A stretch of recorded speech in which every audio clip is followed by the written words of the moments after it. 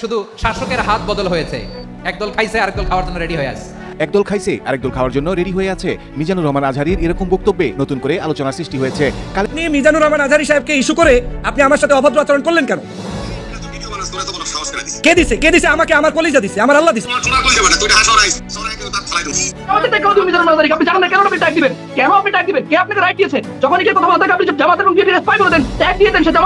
আমি আপনাকে বলতেছি যে বলছে একদল খেয়ে গেছে আরেকদল খাওয়ার জন্য রেডি আছে। যারা আজহারী হুজুরের প্রতি প্রেম দেখাবে, ঠিক আছে, ওই প্রেম যদি দেখাতে চায় তাহলে আমি ওকে বলবো এই যে আজহারী ডক্টর মিজানুর রহমান আজহারী যে চির সত্য কথা, একদল খাইছে আরেকদল খাওয়ার জন্য রেডি, যদিও বিএনপির নাম বলেননি, এটার প্রতিক্রিয়া দেখিয়েছেন ইঞ্জিনিয়ার ইশরাক। একদল খাইছে আরেকদল খাওয়ার জন্য রেডি আছে, এরকম একটি মন্তব্য করেছেন বাংলাদেশের তরুণ প্রজন্মের আইডল, বর্তমান প্রজন্মের সবচাইতে জনপ্রিয় ইসলামিক স্কলার, বাংলাদেশের গণমানুষের হৃদয়ের স্পন্দন শাইখ ডক্টর মিজানুর রহমান আজহারী। খারাপ কথাবার্তা কাটাকাটি হয়েছে দুই নেতার ভিতরে।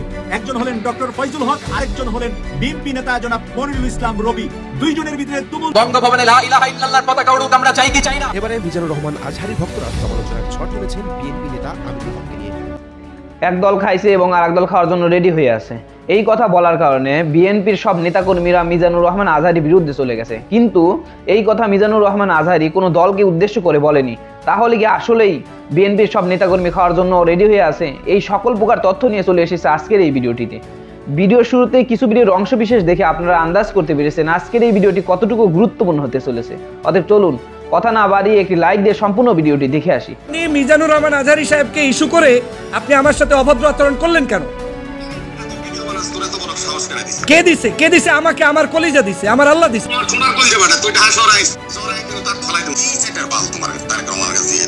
আমি তো তারেক রহমানের আদর্শে চলি, আপনি তো তারেক রহমানের আদর্শে নাই রবি ভাই। হ্যাঁ, বলছি যে আপনি আমার বিএনপি নিয়ে প্রশ্ন তোলেন, আপনি তারেক রহমানকে জিজ্ঞেস করেন। আপনি কেন তারেক রহমানকে আপনি নেতা মানেন না?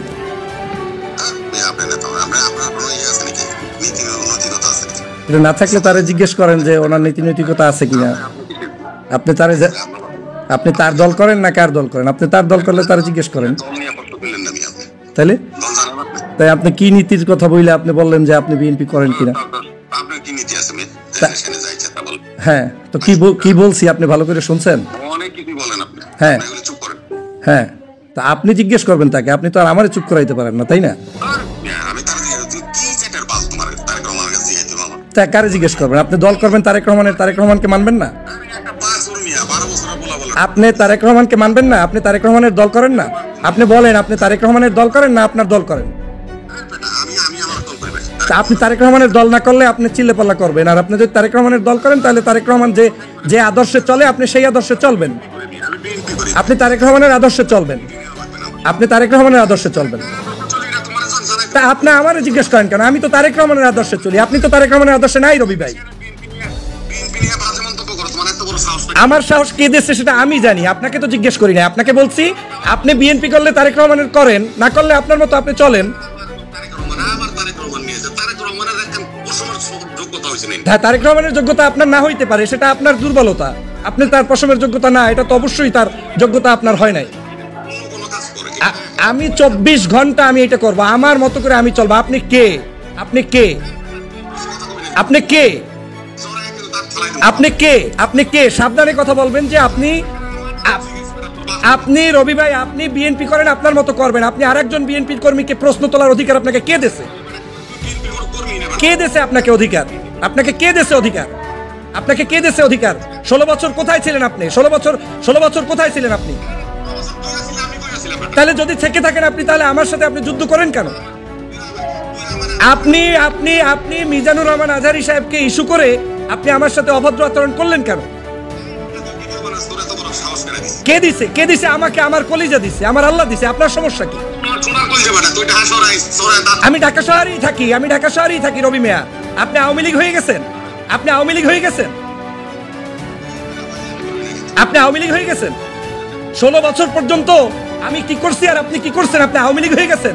আপনি আজহারীর জন্য আমি কথা বলতে পারবো না, আপনি এমন কি হয়ে গেছেন? আপনি কি তারেক রহমান আপনাকে বলছে? তারেক রহমান কি আওয়ামী লীগ করতে বলছে আপনাকে?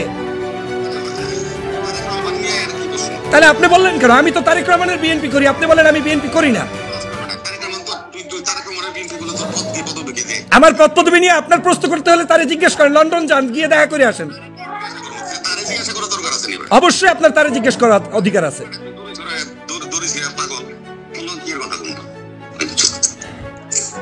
বিএনপি করবেন আপনার মতো, আপনি বিএনপি করবেন, আরেকজন কর্মীকে জিজ্ঞেস করবেন না, কর্মীর পরিচয় আপনার জানার দরকার নাই। কথা বুঝছেন?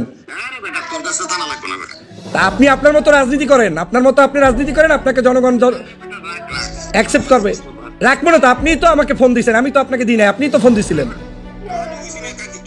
এত জরুরি তো দরকার ছিল না, আমাকে আপনি ফোন দিলেন কেন? তাহলে ফোন দিয়ে আমাকে যা তা বলতেছিলেন কেন?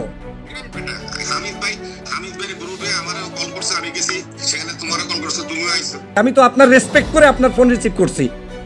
শেষ পর্যন্ত বিএনপি নেতা ইশরাকও জামাত শিবিরের বিরুদ্ধে বললেন, ডক্টর মিজানুর রহমান আজহারের বিরুদ্ধে বললেন। ডক্টর মিজানুর রহমান আজহারের যে চিরসত্য কথা, একদল খাইছে আর একদল খাওয়ার জন্য রেডি, যদিও বিএনপির নাম বলেননি, এটার প্রতিক্রিয়া দেখিয়েছেন ইঞ্জিনিয়ার ইশরাক।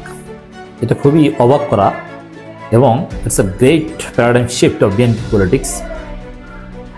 যে ইঞ্জিনিয়ার ইশরাকদের তিনি কি বলেছেন, কেন বলেছেন, রহস্য কি, তাৎপর্য কি, এগুলোতে আসছি। তার আগে বলে নিই, ইঞ্জিনিয়ার ইশরাক কে, হুম্মাম কাদের চৌধুরী কে, এটা বুঝতে হবে যে বিএনপির জিয়াউর রহমান খালেদা জিয়ার আদর্শ ধারণ করেন, ডানপন্থী মুসলিম জাতীয়তাবাদে বিশ্বাস করেন, এমন হাতে গোনা কয়েকজন নেতার মধ্যে অন্যতম ইঞ্জিনিয়ার ইশরাক, হুম্মাম কাদের চৌধুরী এরা।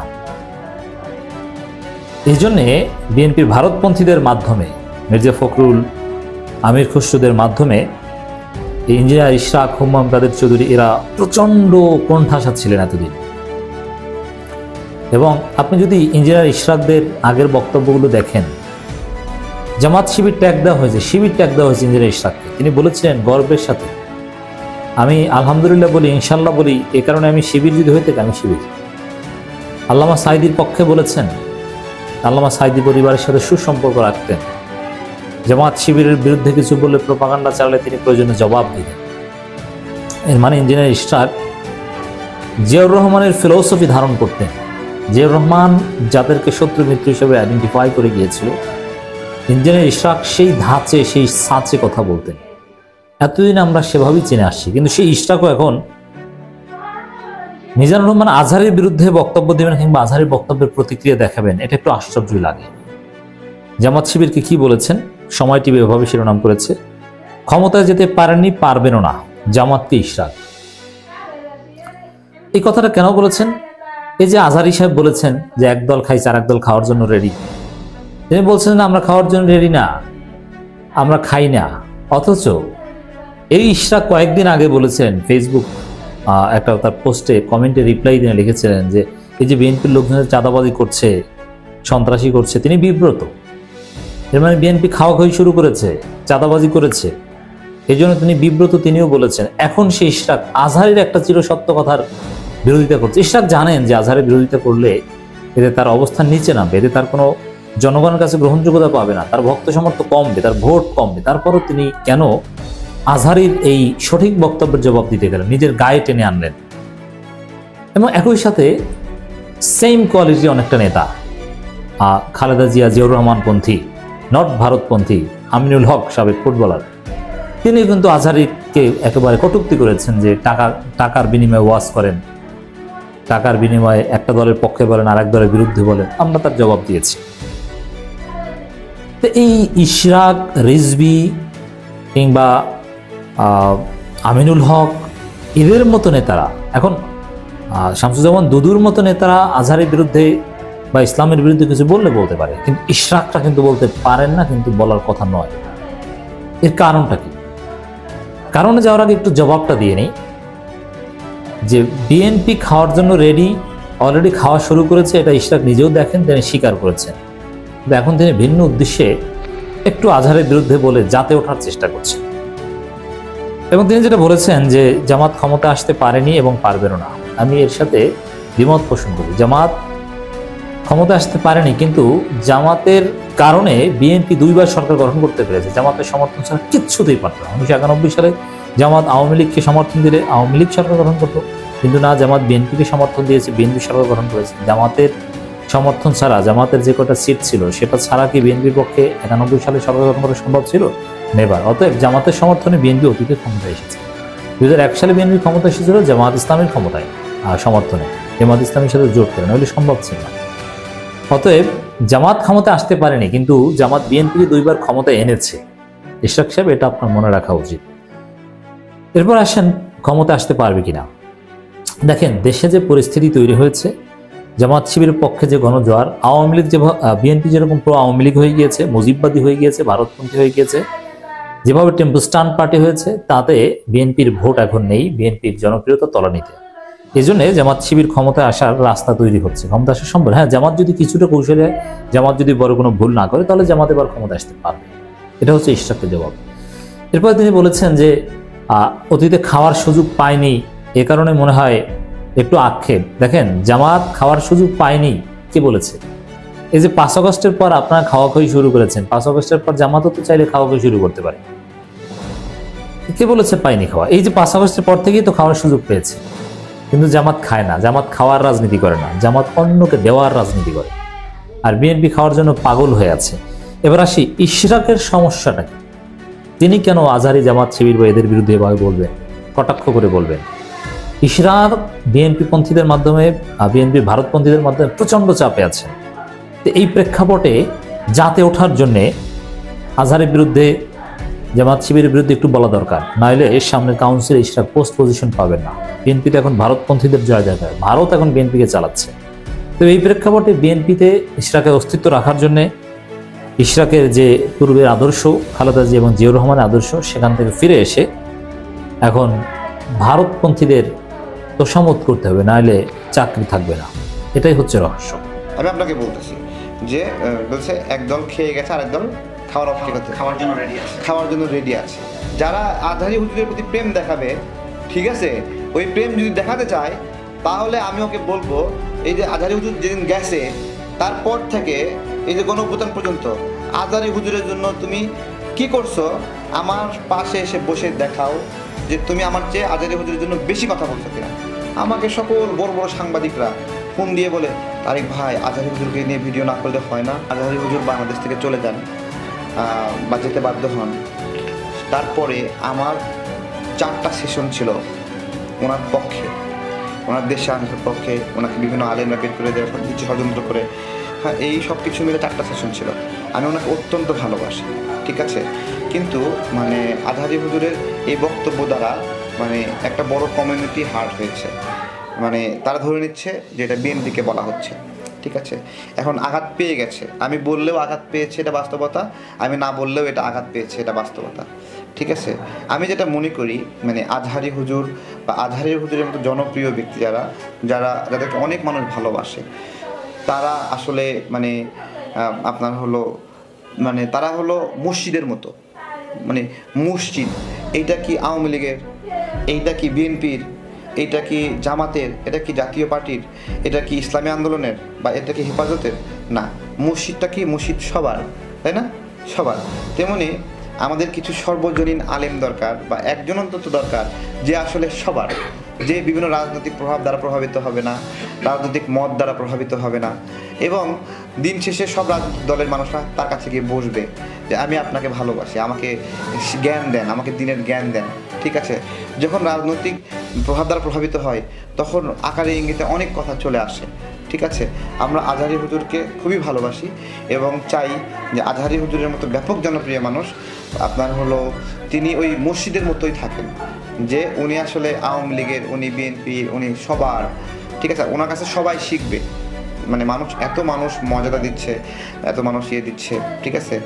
এই ধরনের ব্যাপক জনপ্রিয় মানুষ মানে হলো মানে যদি কোনো একটা কমিউনিটিকে আঘাত করে, ঠিক আছে, তাহলে বিষয়টা খুব খারাপ হয়ে যায়, তারা হার্ড হয়ে যায়, ঠিক আছে। আমি আপনাকে বলতেছি যে বলছে একদল খেয়ে গেছে, আরেক দল খাওয়ার জন্য রেডি আছে, ঠিক আছে। আমি একটা কথা বলি যে এই যে 16 বছরে খেয়েছে কে? আওয়ামী লীগ, তাই না? ভালো করে বলছেন, এই 16 বছরে খেয়েছে আওয়ামী লীগ। তাহলে আওয়ামী লীগ খেয়েছে, আপনি বলছেন বিএনপি না খেয়েছিল, বলছেন বিএনপি ক্ষুধার্ত ছিল, তাই না? আপনি বিএনপিকেই বলছেন না খেয়েছিল, বিএনপিকেই বলছেন ক্ষুধার্ত ছিল, তাহলে জামাত কি ভরপেটে ছিল? নাম বলে নাই। না না, এমনি আমি আমার কথা বলছি যে জামাত কি ভরপেটে ছিল? জামাত কি নিপীড়িত হয়নি? তাই না? তাই না? বিএনপি ক্ষমতায় আসার চেষ্টা করছে, জামাত কি ক্ষমতায় আসার চেষ্টা করছে না? তাই না? ক্ষমতায় আসতে চাওয়াটাকে একটা ক্রাইম। ক্ষমতায় আসতে চায় কোনো একটা রাজনৈতিক দল, ইলেকশন চায়, ক্ষমতা চায়, নির্বাচিত হতে চায়, জনপ্রতিনিধি হতে চায়, এই হতে চাওয়াটা কি ক্রাইম?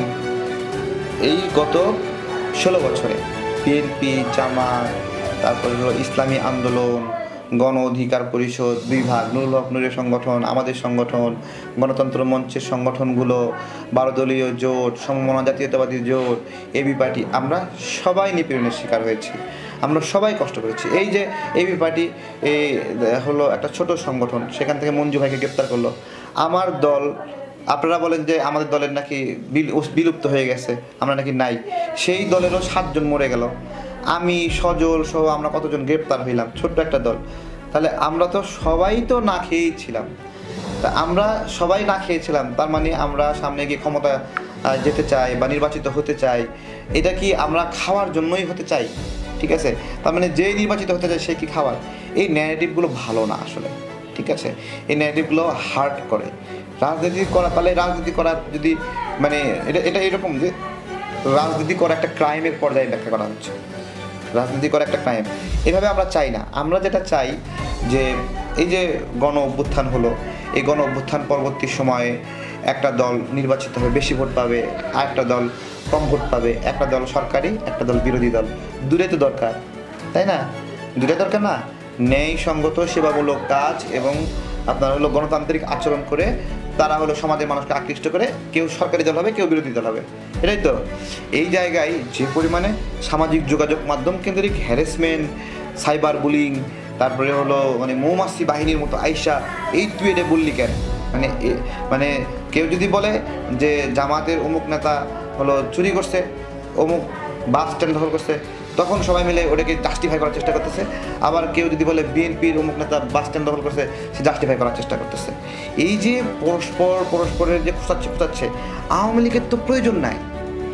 আওয়ামী লীগের প্রয়োজন আছে। আওয়ামী লীগ এই যে পরস্পরের নিন্দা, খোঁচাখুচি, এর ফলে আওয়ামী লীগ প্রতিদিন জনপ্রিয় হবে, স্বাভাবিক বিষয়। তাহলে আওয়ামী লীগ, আবার মানুষ যে বলবে আওয়ামী লীগ যে আসবে, আওয়ামী লীগ আসবে আসলে আমাদের ভুলের কারণে, আমাদের ভুলের কারণে। আমরা যদি চাঁদাবাজি করি তাহলে আমাদের কারণে আওয়ামী লীগ জনপ্রিয় হবে। আমরা যদি মানুষকে ধাক্কা দিই আমাদের কারণে জনপ্রিয় হবে। আমরা যদি অন্যায় একটা মামলা দিয়ে কাউকে হ্যারাসমেন্ট করি তাহলে আওয়ামী লীগ জনপ্রিয় হবে।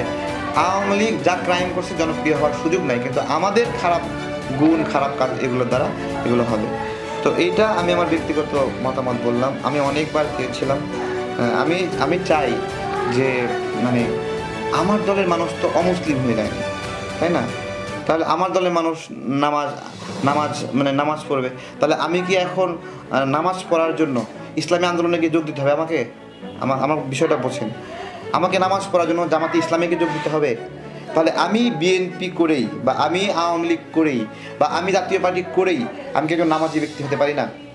মানে তাহলে দেখেন, তার মানে ধর্মটা আসলে আমাদের সবার, আমরা সবাই ধর্ম পালন করতে পারি, নিজ নিজ রাজনৈতিক পরিচয়টাকে রাইখাই, ঠিক আছে? এই রাজনৈতিক পরিচয় রাইখাই আমরা ধর্ম পালন করতে পারি।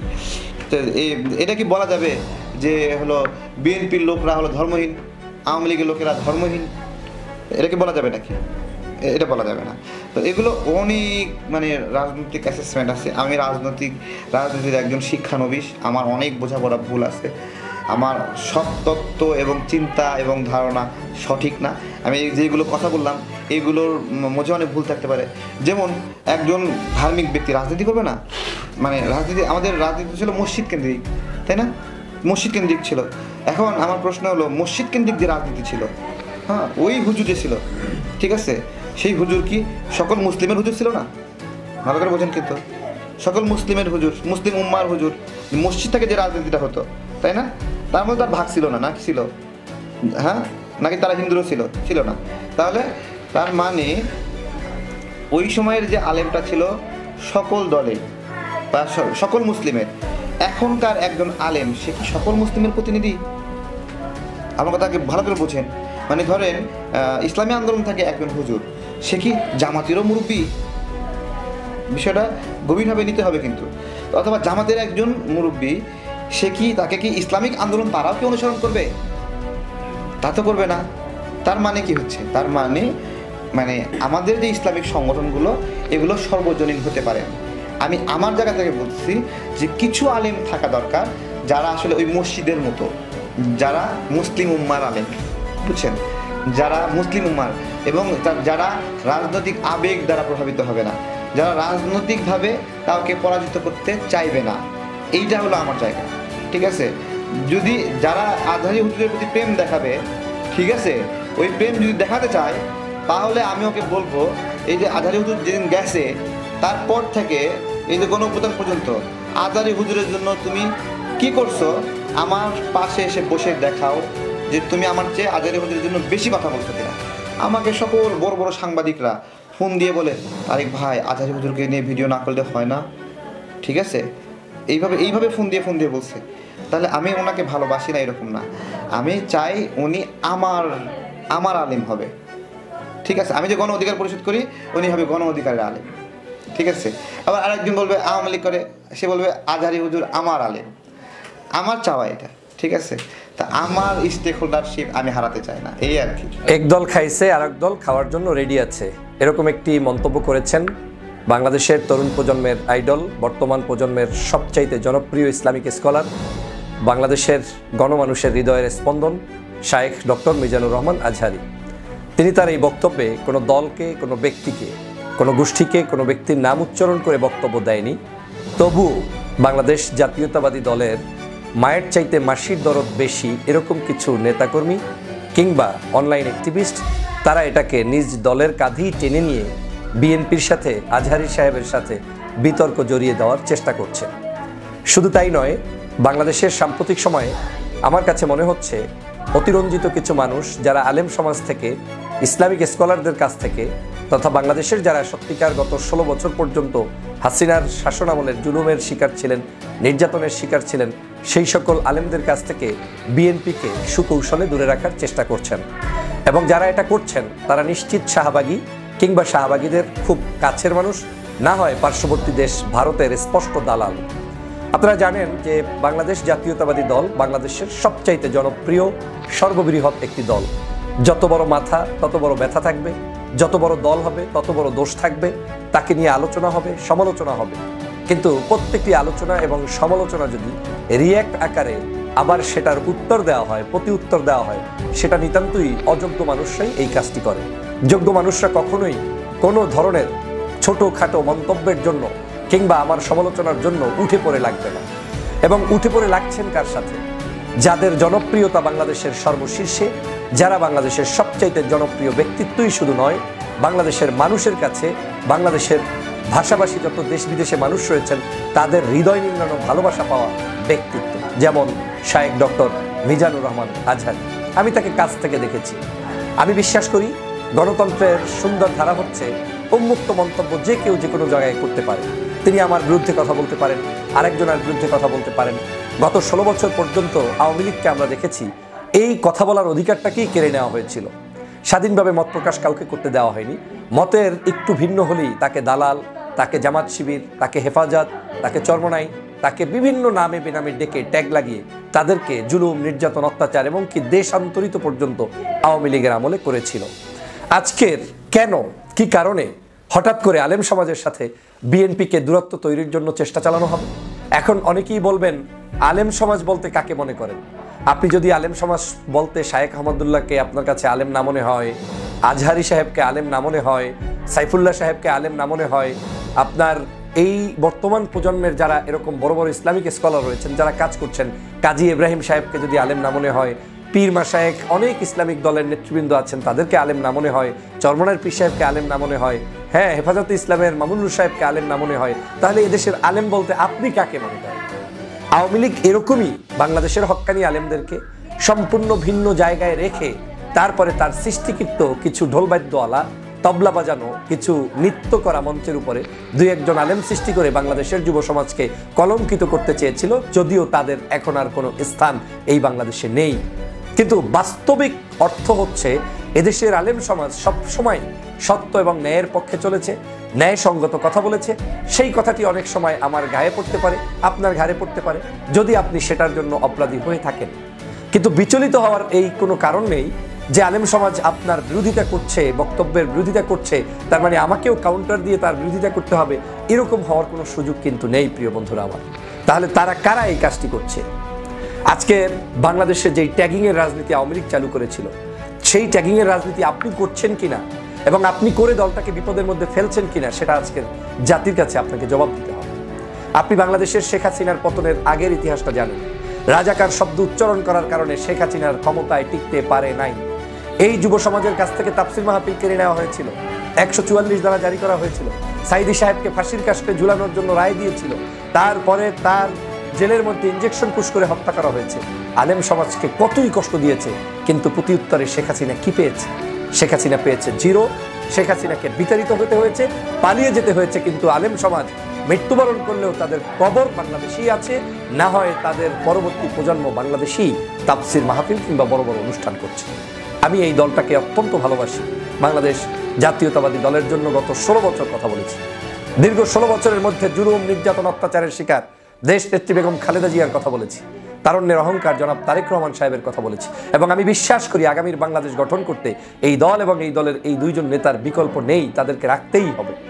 কিন্তু আমি এই দলকে চাই ক্লিন ইমেজে, তারা তাদের কথা বলেই যাবে, শুধু তারা প্রতি উত্তরে রাজনৈতিক দলগুলোর মতো করে আচরণ করে, যেটা একজন সাধারণ কোনো আলেমের সাথে টক্কর বাজানোর জন্য মাঠে ময়দানে নামবে, সেটা এই দলের জন্য ভয়াবহ পরিস্থিতি এনে দিবে, তাতে কোনো সন্দেহ নাই।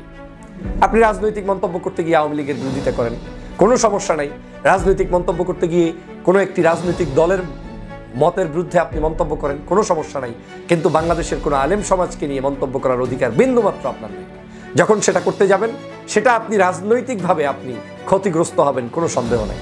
যারা মনে করছেন মিজানুর রহমান আজহারি কে, অনেকেই দেখলাম দুই একদিনের ফুটফুট করে মন্তব্য করছেন আজহারি টাইপের, মানে আপনার মন্তব্যের ভাষা এইরকম যে আজহারিকে আপনি চেনেনই না। আজহারি সাহেবের বক্তব্যকে আপনার মানে চরমভাবে মনে হয়েছে ওনারা কারা? হ্যাঁ, ওনারা তারা যারা এই বাংলাদেশের নতুন কিছু দিগন্ত উন্মোচন করতে পেরেছে, বাংলার মানুষের কাছে হৃদয় নিংড়ানো ভালোবাসা পেয়েছে। তাদের নাম এই ডক্টর শায়েখ মিজানুর রহমান আজহারি। একদিনে চাইলে 50টা মাহফিল করতে পারে, একদিনে চাইলে কোটি টাকার উপরে ইনকাম করতে পারে। শুধু মাহফিল দিলে আমার দলে বিএনপির অন্তত 300 আসনের 300 ক্যান্ডিডেট আছে যারা আজহারিকে নিয়ে মাহফিল করানোর জন্য বসে থাকে, চায় প্রতিদিন তারা এই দাওয়াতের জন্য বিভিন্ন মাধ্যমে যোগাযোগ করার চেষ্টা করে। শুধু বিএনপি না, আওয়ামী লীগের সময়ও দেখেছি, আওয়ামী লীগের বহু আমি আশা করি সম্পূর্ণ ভিডিওটি দেখেছেন এবং মিজানুর রহমান আজহারির কথার সাথে আপনি কি একমত হলে অবশ্যই কমেন্ট বক্সে জানিয়ে যাবেন। ভিডিওটি ভালো লেগে থাকলে শেয়ার করতে ভুলবেন না। আমাদের এই চ্যানেলে নতুন হয়ে থাকলে চ্যানেলটি সাবস্ক্রাইব করে চ্যানেলের পাশে থাকবেন। আর যারা ইতিমধ্যে চ্যানেলটি সাবস্ক্রাইব করেছেন তাদেরকে অসংখ্য ধন্যবাদ। দেখা হবে নতুন কোনো ভিডিও নিয়ে, ততক্ষণ সবাই সুস্থ থাকবেন। আল্লাহ হাফেজ।